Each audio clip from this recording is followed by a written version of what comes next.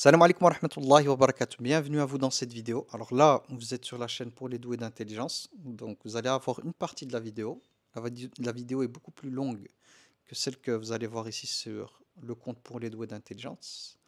La suite, c'est-à-dire la vidéo complète, et la suite, vous allez la retrouver en description. Il y a un lien. Parce que le contenu qu'on est en train de faire là, c'est le contenu de la chaîne YouTube Voyage et Méditation. Donc là, vous pouvez commencer à voir la première partie de la vidéo ici, mais sachez que la vidéo complète se retrouve, donc allez en description et vous allez retrouver le lien, Inch'Allah, de la vidéo complète sur, je répète, la chaîne YouTube Voyage et Méditation. Salam alaikum wa rahmatullahi wa barakatuh. Donc, bienvenue à vous sur la chaîne de Voyage et Méditation. Donc, nous sommes en direct de l'hôtel où aura lieu, Inch'Allah, le prochain séminaire en compagnie du frère Abou Bakr, ici à Tanger. Donc, on a décidé de vous partager du contenu autour de la thématique pour le moment qu'on a appelée Mission de vie. Donc, le titre du séminaire, c'est Mission de vie. Mais justement, on va éclaircir un petit peu ce sujet, parce qu'on s'est rendu compte qu'on avait partagé une annonce, une invitation à un séminaire qui pour nous est extrêmement puissant. Et d'ailleurs là, on était en train de travailler, c'est la raison pour laquelle on est présent ici, en train de travailler sur ce qu'on souhaite offrir aux personnes qui vont nous suivre dans cette aventure, ben voilà, justement par rapport au travail respectif donc du frère Abou Bakr, travail d'introspection et le travail que j'ai moi-même au niveau de l'engagement. Et ce qu'on s'est dit, c'est qu'on allait vous partager quelques sujets clés pour vous permettre de prendre conscience, bi'idhnillah, de l'intensité et de l'impact qu'on souhaiterait réaliser ensemble, par la grâce d'Allah subhanahu wa ta'ala. Akhi Abou Bakr, le premier sujet que je te propose, c'est quand on parle de mission de vie. Alors c'est vrai que c'est un terme qu'on peut retrouver dans le développement personnel, c'est ça, hein. Donc moi je suis... Voilà. Donc ça on y reviendra, hein. Donc quelle est la relation avec le développement personnel, notre croyance, etc. Ça on en reviendra dans une prochaine vidéo, Inch'Allah.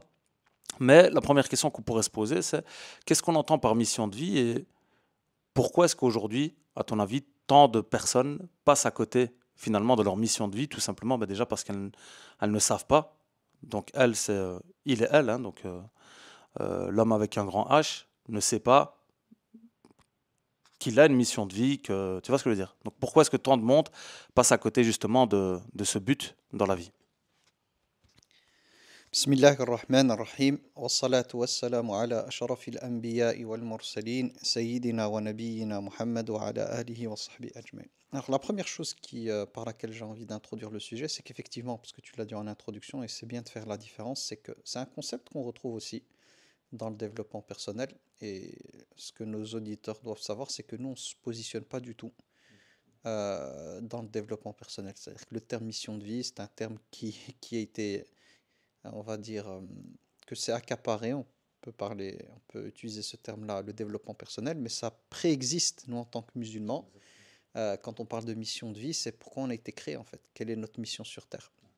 Donc ça, c'est la toute première chose à avoir en tête, c'est que la mission de vie, c'est une chose qui, à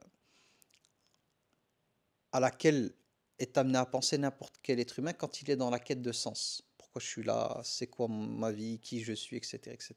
Et effectivement, comme tu le disais, il y a des personnes qui ont l'impression qu'elles ne sont pas forcément concernées en fait par cette mission de vie.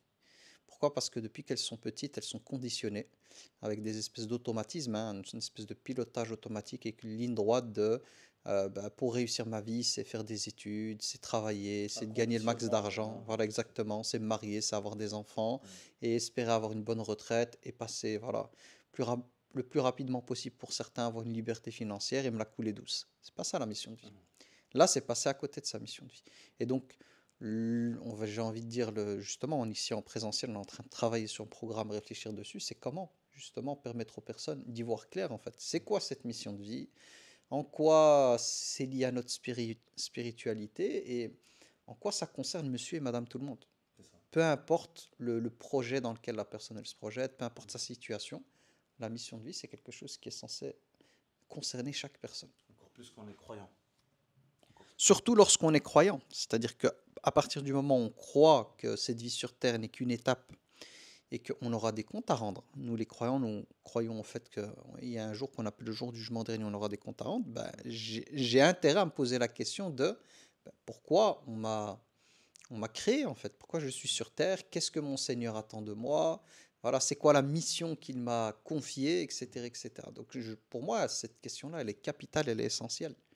Et elle combine le spirituel et le profane. Elle combine le côté, on va dire, matière, donc le terrain, la dunya, la vie d'ici-bas, on a une contribution à apporter, et le spirituel. Donc c'est vraiment la mission de vie, en tout cas pour nous les musulmans, c'est la combinaison entre l'esprit qui est à l'intérieur de nous, donc c'est tout ce travail d'introspection, mais aussi l'engagement dans la réalité, le mouvement dans la réalité. Il ne suffit pas de se dire que, ok, mission de vie, c'est Allah m'a créé pour l'adorer, donc je vais faire que prier, que jeûner et tout. Non, Allah attend de nous un engagement, une contribution sur terre.